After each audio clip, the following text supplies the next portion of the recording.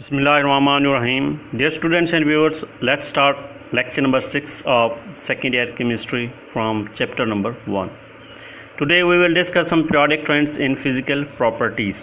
हम ये पढ़ चुके हैं कि periodic table में एलिमेंट्स को बढ़ते हुए एटॉमिक नंबर के लिहाज से तरतीब दी गई है, जिससे उनकी प्रॉपर्टीज़ ख़ास वक्फे के बाद दोहराई जाती हैं, यानी एक ही वर्टिकल कॉलम या ग्रुप में आने वाले एलिमेंट्स की प्रॉपर्टीज़ रिपीट होती हैं। लेकिन जैसे जैसे न्यूक्लियस में प्रोटॉन्स की तादाद और शेल्स में इलेक्ट्रॉन्स की तादाद बढ़ती जाती है, केमिकल और physical properties with in the same period और ग्रुप चेंज होती हैं, स्लाइटली वेरी होती हैं। सबसे पहले हम एटॉमिक साइज़ और आयनिक साइज़ के ट्रेंड को डिस्कस करेंगे। First of all we discuss the atomic size. Atomic size क्या होता है? सबसे पहले हम एटॉमिक साइज़ को डिफ़ाइन कर लेते हैं। Atomic size is the average distance between the nucleus and the outermost shell of an atom, यानी न्यूक्लियस और आखिरी शेल के दरमियान जो औसत डिस्टेंस होता है उसको एटॉमिक साइज़ कहा जाता है। एटॉमिक साइज़ को पिकोमीटर में मेजर किया जाता है and 1 picometre is equal to 10⁻⁻12 metre. Example, For example, the atomic radius of hydrogen atom is 37 picometer. अब हम एटॉमिक साइज़ को पीरियड और ग्रुप में देखते हैं, किस तरह एक ही ग्रुप या पीरियड में ये वेरी करता है। पीरियड सेकंड में देखें, जिसमें lithium, beryllium, boron, carbon, nitrogen वगैरह शामिल हैं, तो इनका atomic size left to right decrease हो रहा है। एटॉमिक साइज़ एक ही पीरियड में क्यों डिक्रीज़ होता है? क्योंकि एटॉमिक नंबर बढ़ता है, जिससे प्रोटॉन की तादाद में इजाफा होता जाता है। प्रोटॉन की तादाद में इजाफा होने की वजह से न्यूक्लियस का चार्ज बढ़ता है, जिसकी वजह से अट्रैक्शन ज़्यादा स्ट्रांग होती है और साइज़ स्मॉल होता है। ट्रेंड्स विद इन पीरियड्स, कि किसी भी पीरियड में एटॉमिक साइज़ का ट्रेंड क्या होता है? Atomic size left to right decrease होता है, क्योंकि एटॉमिक नंबर बढ़ता जाता है। एटॉमिक नंबर बढ़ने का मतलब है प्रोटॉन की तादाद में इजाफा होता है। क्योंकि प्रोटॉन के ऊपर पॉजिटिव चार्ज होता है, तो न्यूक्लियस का पॉजिटिव चार्ज बढ़ता है, जिसकी वजह से न्यूक्लियस ज़्यादा स्ट्रांगली अट्रैक्ट करेगा इलेक्ट्रॉन्स को, एंड इलेक्ट्रॉन्स कम close to the nucleus, so the size decreases. Second reason is that within the same period number of shells remains the same and also the shielding effect remains the same. An important characteristic shown by lanthanides is lanthanoid contraction. Lanthanoid contraction क्या है कि जब हम period में left to right move करते हैं तो atomic size या एटॉमिक रेडियस डिक्रीज़ होता है, लेकिन लैंथेनाइड सीरीज़ में ये डिक्रीज़ ज़्यादा पाया जाता है, जो कि 4f ऑर्बिटल्स के पुअर शील्डिंग इफेक्ट की वजह से है। अब हम डिफाइन करते हैं लैंथेनाइड कॉन्ट्रैक्शन को। The gradual decrease in atomic and ionic size of the lanthanides with the increase in atomic number is called lanthanide contraction. यानी लैंथेनाइड सीरीज़ में एटॉमिक नंबर बढ़ने के साथ एटॉमिक या आयनिक साइज में कमी होती है। ये कमी किस वजह से होती है कि एटॉमिक नंबर बढ़ता है तो positive charge of the nucleus also increases, और 4f ऑर्बिटल्स का पुअर शील्डिंग इफेक्ट न्यूक्लियस के अट्रैक्शन को बढ़ा देता है, जिससे साइज़ कम हो जाता है।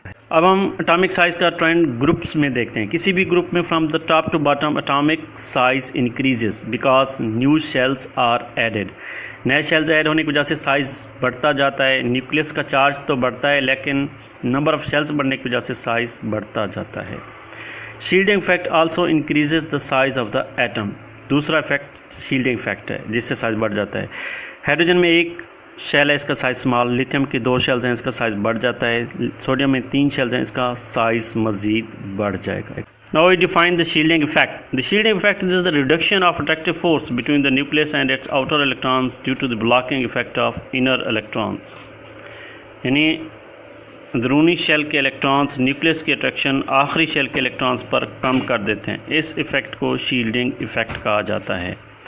शील्डिंग इफेक्ट की रीज़न क्या है? अंदरूनी शेल के इलेक्ट्रॉन सिमिलर चार्ज होने की वजह से एक दूसरे को रिपेल करते हैं। रिपल्शन की वजह से उनके दरमियान डिस्टेंस बढ़ जाएगा, जिसकी वजह से एटम्स का साइज़ इंक्रीज़ हो जाता है और न्यूक्लियस की अट्रैक्शन डिक्रीज़ हो जाएगी। अब इसका हम ट्रेंड देखते हैं पीरियड और ग्रुप में।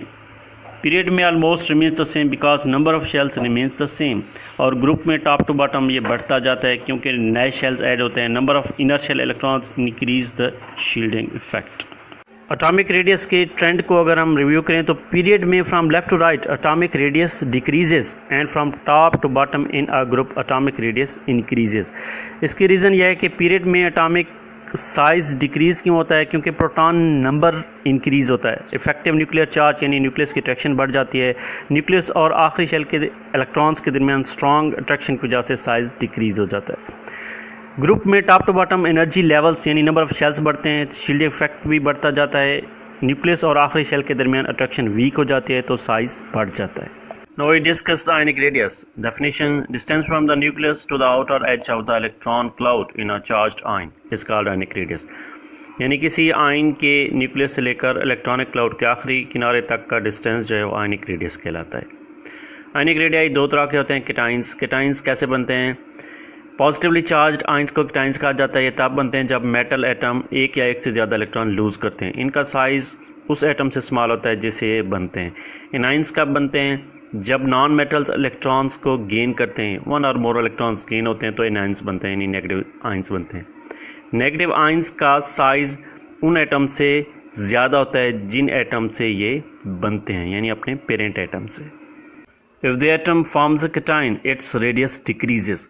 अगर कोई एटम इलेक्ट्रॉन लूज़ करके केटाइन या पॉजिटिव आयन बनाता है तो उसका साइज़ कम हो जाता है, क्योंकि उसमें प्रोटॉन की तादाद तो सेम रहती है लेकिन इलेक्ट्रॉन कम हो जाते हैं और इलेक्ट्रॉन के दरमियान रिपल्शन भी कम हो जाती है, जिसकी वजह से इलेक्ट्रॉनिक क्लाउड स्मॉल हो जाता है।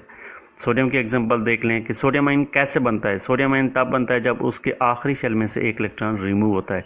जब एटम न्यूट्रल होता है यानी इलेक्ट्रॉन लूज़ नहीं करता तो प्रोटॉन और इलेक्ट्रॉन की तादाद बराबर होती है, उस पर कोई चार्ज नहीं होता। लेकिन जब एक इलेक्ट्रॉन लूज़ होता है तो प्रोटॉन वही रहते हैं, इलेक्ट्रॉन कम हो जाते हैं और पॉजिटिव वन चार्ज बनता है। अब सोडियम आयन का सोडियम एटम से साइज़ क्यों स्मॉल है? इसकी दो रीज़न्स हैं कि आखिरी शेल में एक इलेक्ट्रॉन रिमूव होने से शेल रिमूव हो जाएगा, ख़त्म हो जाएगा, जिससे साइज़ कम हो जाता है। सेकंड रीज़न ये है कि जब इलेक्ट्रॉन रिमूव हो जाता है तो न्यूक्लियस की अट्रैक्शन बढ़ जाती है, जिससे साइज़ कम हो जाता है।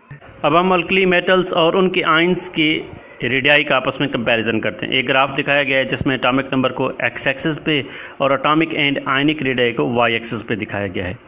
इससे ये ज़ाहिर होता है कि एटॉमिक नंबर जैसे जैसे बढ़ रहा है तो एटॉमिक एंड आयनिक रेडियाई भी बढ़ता जा रहे हैं, यानी एटॉमिक नंबर ग्रुप में टॉप टू बॉटम बढ़ता है तो एटॉमिक और आयनिक रेडियस भी बढ़ता जाता है। लेकिन अगर आयंस और उनके एटम्स का कंपैरिजन करें तो इसमें दो ग्राफ दिखाएंगे। ऊपर वाला ग्राफ एटम्स को ज़ाहिर कर रहा है क्योंकि एटम्स का साइज़ लार्ज होता है, इस वजह से अपर पोजीशन पे दिखाया गया है। पॉजिटिव आयंस का साइज़ स्मॉल होता है, इस वजह से ये लोअर पोजीशन पे यानी एटम्स के नीचे स्मॉल साइज़ को ज़ाहिर कर रहा है। इनका कर्व के साइज़ स्मॉल है तो इनको लोअर पोजीशंस पे दिखाया गया है। If the atom forms an A9 its radius increases. अगर कोई एटम नेगेटिव आयन बनाता है इलेक्ट्रॉन गेन करके तो उसका आयनिक रेडियस बढ़ जाता है, क्योंकि नंबर ऑफ प्रोटॉन्स तो उसमें सेम होते हैं जबकि इलेक्ट्रॉन की तादाद ज़्यादा हो जाती है। इलेक्ट्रॉन की रिपल्शन की वजह से इलेक्ट्रॉन का क्लाउड बढ़ जाता है और साइज़ आयन का भी बढ़ जाता है। फॉर एग्जांपल क्लोरीन का एटॉमिक रेडियस देखें तो 99 पिकोमीटर है, जबकि उसके आयन का रेडियस 181 पिकोमीटर है, जो कि पेरेंट एटम से ज़्यादा है। क्लोरीन एटम क्लोराइड आयन में कैसे तब्दील होता है, यानी एनाइन कैसे बनता है? क्लोरीन के वैलेंस शेल में 7 इलेक्ट्रॉन है, एक इलेक्ट्रॉन गेन करके ये क्लोराइड आयन बनाता है और अपना ऑक्टेट भी कंप्लीट कर लेता है। न्यूट्रल एटम में इलेक्ट्रॉन प्रोटॉन की तादाद बराबर है, जबकि इसके एनाइन में इलेक्ट्रॉन्स की तादाद ज़्यादा है, एक इलेक्ट्रॉन ज़्यादा है प्रोटॉन से, जिसकी वजह से चार्ज -1 है। अब हम हैलोजेंस के एटॉमिक रेडियाई और उनके आयनिक रेडियाई का कंपेरिजन करते हैं। एक ग्राफ दिखाया गया, इसको डिस्कस करते हैं, जिसमें एटॉमिक नंबर को एक्स एक्सिस पे और एटॉमिक एंड आयनिक रेडियाई को वाई एक्सिस पे दिखाया गया है। एटॉमिक नंबर बढ़ने के साथ दोनों कर्व राइज हो रहे हैं, जिससे ये ज़ाहिर होता है कि ग्रुप में दोनों ही टॉप टू बॉटम इंक्रीज़ हो रहे हैं, यानी एटॉमिक रेडियस भी बढ़ता है और एनायनिक रेडियस भी बढ़ता है। लेकिन अगर एटॉमिक रेडियस और उनके एनायनिक रेडियस का कंपैरिजन करें तो हम रिस्पेक्टिव एटम्स और उनके एनाइंस यानी नेगेटिव आयंस को देखते हैं। फ्लोरीन एटम लोअर पोजीशन पे दिखाया गया, जबकि फ्लोराइड आयन जो है यानी नेगेटिव आयन हायर पोजीशन पे। इसी तरह क्लोरीन, ब्रोमीन, आयोडीन ये एटॉमिक रेडियस हैं लोअर पोजीशन पे दिखाया गया, और क्लोराइड, ब्रोमाइड और आयोडाइड आयन यानी नेगेटिव आयंस हायर पोजीशन पे दिखाया गया है, जिससे ये ज़ाहिर होता है इनका साइज़ ज़्यादा है। Trends in ionic size. अब हम केटाइंस और एनाइंस का पीरियोडिक टेबल में ट्रेंड देखते हैं। इनका ट्रेंड वैसे ही है जैसे कि एटॉमिक साइज़ का था, यानी top to bottom in a group atomic size की तरह केटाइंस और एनाइंस का साइज़ भी इंक्रीज़ होता है, क्योंकि नए शेल्स ऐड होते हैं और शील्डिंग इफेक्ट भी बढ़ता है from top to bottom in a group. अब हम किसी भी पीरियड में देखें तो एक ही पीरियड में केटाइंस और एनाइंस का कंपेयर नहीं कर सकते। हम केटाइंस के लिए अलग और एनाइंस के लिए अलग देखेंगे। केटाइंस जो कि लेफ़्ट साइड पे हैं और middle of the periodic table हैं, ये मेटल आइटम्स होते हैं जो कि इलेक्ट्रॉन लूज़ करके पॉजिटिव आयन बनाते हैं।